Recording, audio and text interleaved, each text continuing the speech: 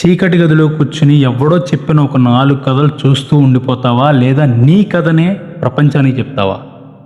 నిజంగా ఈ సినిమాకి ఎవడన్నా నెగెటివ్ చేస్తే లేదా నెగెటివ్ రివ్యూ ఇచ్చినా లేదా ఎవడు నచ్చలేదని చెప్పినా సరే it's my open challenge that డిబేట్‌కి రెడీ నేను. Hi movie lovers, today topic is about biker. ఏమన్నా సినిమానా భయ్యా? తోపు తోపు తోపు తోపు సినిమా. ఎగ్జైట్‌మెంట్ పక్కన పెట్టి కొంచెం మాట్లాడుకుందాం. ఇప్పుడే ప్రీమియర్స్ నుంచి చూసొచ్చా and I am fully satisfied. Every penny is worth for this movie. And ఈ మూవీతో is a path breaker. Simple story line ఏంటి, వాళ్ళ ఫాదర్ అచీవ్ చేద్దాం అనుకున్న గోల్ని వాళ్ళ సన్ అచీవ్ చేస్తాడు. బట్ ఇన్ బిట్వీన్ ఫ్యామిలీస్ వల్ల, ఫ్యామిలీ రెస్పాన్సిబిలిటీస్ వల్ల బ్యాక్ అవుతాడు. బట్ ఒక ట్రిగరింగ్ పాయింట్ దగ్గర మళ్ళీ వెళ్ళి ఆ గోల్ని రీచ్ అవుతాడు. అంతే. ఒక 3 పాయింట్స్గా నేను డివైడ్ చేసి మాట్లాడతా. First editing, second BGM, third screen play. First editing తీసుకుందాం. నాకు తెలిసి అయితే ఇలాంటి ఈ మూవీకి జరిగిన ఎడిటింగ్ వర్క్ మన టాలీవుడ్ ఇండస్ట్రీలో మీరు ఎక్కడ చూసి ఉండరు.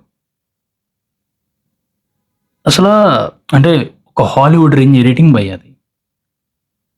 ఏమన్నా ఎడిటింగా? ఆ ఎడిటింగ్ అసలు క్లైమాక్స్లో అయితే కొన్ని షార్ట్స్ దగ్గర ఎడిటింగ్ చూస్తే బీజిఎం మొత్తం సైలెంట్ అయిపోయి ఓన్లీ ఆ ఎస్ఎఫ్ఎక్స్ అంటాం కదా, ఆ సౌండ్స్ వచ్చి ఆ ఎడిటింగ్ వర్క్ బాబా తోపు అంతే. సెకండ్ వచ్చి బీజిఎం అయితే ఎక్కడ సినిమాని లెట్ డౌన్ చేయకుండా సినిమా ఎంతైతే చెప్పాలనుకుంటుందో దాన్ని కరెక్ట్ వేలో పోర్ట్రే చేసి అంతే. ఇంకా దానికి యాడ్ ఆన్ లాగా అయింది. ఇప్పుడు సినిమా ఎంత బాగుందో దానికి ఇంకా +1 అయింది బీజిఎమ్స్ కూడా. సాంగ్స్ ఎక్కడా లేవు, బట్ ఒకటే సాంగ్. అది చాలా నిజంగా చెప్తున్నా, అది డైరెక్టర్స్ని ఒప్పుకోవాలి. ఎందుకంటే మన మూవీస్ అంటేనే సాంగ్స్ అంటాం కానీ, బట్ ఒకటే ఒక్క సాంగ్ దట్టు స్టార్టింగ్లో వచ్చేస్తుంది. అది ఇంకెక్కడ మూడ్ని డిస్టర్బ్ చేయాలి. అక్కడి నుంచి సాంగ్స్ గేమ్స్ ఏమీ పెట్టకుండా కంప్లీట్ స్టోరీ మీద రన్ అవుద్ది మూవీ మొత్తం. And then third one screenplay. ఇది టాప్ పాయింట్. ఎందుకంటే ఇప్పుడు మనం అంటే కమర్షియల్స్ మూవీలో ఏమవుద్దంటే ఫ్లాష్ బ్యాక్ చెప్పాలన్నా లేదా ప్రజెంట్లోకి రావాలన్నా సరే ఒక ½ అవర్ టైం తీసుకుంటారు. ఇది కంప్లీట్గా ఫ్లాష్ బ్యాక్లోకి వెళ్ళిపోయి ఒకసారి కంప్లీట్గా చెప్పేస్తారు ఫ్లాష్ బ్యాక్ మొత్తం. ప్రతి ఒక్కరు ఫాలో అయ్యే ప్యాటర్న్ ఇది. దట్ ఈవెన్ రాజమౌళి సార్తో సహా RRRలో మనకు అదే ఉంటుంది. ఏంటి, ఫ్లాష్ బ్యాక్ మొత్తం కంటిన్యూగా ఒక ½ అవర్ రన్ అవుతూ ఉంటుంది. బట్ దీనిలో దాన్ని మించి అసలు ఆ ప్యాటర్న్ని చేంజ్ చేసి ప్రెజెంట్ని పాస్ట్ని మిక్సింగ్ చేసి ఒక హాలీవుడ్ రేంజ్లో చూపించారు భయ్యా. అది ఎలా అంటే మళ్ళీ దట్టు ఎక్కడ కట్ సీన్లా కాకుండా ఆ నెక్స్ట్ వచ్చే సీన్కి ఇప్పుడున్న సీన్కి మ్యాచ్ అయ్యేలా కనెక్షన్ చాలా బాగా పెట్టారు. అది ఇలాంటి స్క్రీన్ ప్లే మనం ఎక్కడ ఓన్లీ హాలీవుడ్లో చూస్తాం. దాని గురించి నేను సపరేట్ వీడియో చేద్దాం అనుకున్నా, బట్ కుదరలే నాకు. అంటే ఎలా హౌ స్క్రీన్ ప్లే వర్క్స్ అని. బట్ ఈ సినిమాలో మీరు అది చూస్తారు, కంటిన్యూషన్ ఉంటుంది. సీన్ బై సీన్కి కంటిన్యూషన్ ఉంటుంది. అది కదా కావాల్సింది.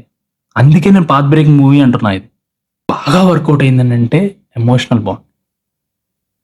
ఎందుకంటే ఇప్పుడు F1 రేసింగ్లు అంటే ఇప్పుడు ఎవరు ఫ్యామిలీస్ చూడరు, బట్ అది కూడా కవర్ అయ్యేలాగా ఎమోషన్ బాగా వర్కౌట్ చేశారు. ఎలాగా, ఫాదర్ అండ్ సన్ మధ్య ఎమోషన్, అండ్ దట్ ఇంకొకటి తాత మనవడి మధ్య ఎమోషన్ కూడా బాగా వర్కౌట్ అయింది. ఎక్కడ మనకి బోర్ అనేది కొట్టదు. And even wife and husband emotion, everything worked out. Minus వచ్చి అంటే స్టోరీ అనిపించింది. ఎందుకంటే స్టోరీ కొంచెం ఇప్పుడు మనం చూసిన ప్రీవియస్ మూవీస్లో ఎలా అయితే స్టోరీ అంటే స్పోర్ట్స్ మూవీస్ చూస్తాం కదా, సో కొంచెం ఆ ప్యాటర్నే. బట్ దాన్ని ఓవర్ షాడో చేసేలాగా వర్కౌట్ చేశారు మూవీని. నేను చెప్తున్నా, శరవణన్ సార్కి hats off. Must watch film, mandatory watch film. అందరూ చూడండి, మిస్ అయితే అసలు ఎవ్వరు అవ్వద్దు. మంచి సౌండ్ ఉన్న థియేటర్కి వెళ్ళండి. So that's it. Tata. I'm fully satisfied with this movie and giving to 4 ఇస్తున్న రేటింగ్ నేను దీనికైతే. That's it. Tata. Bye bye.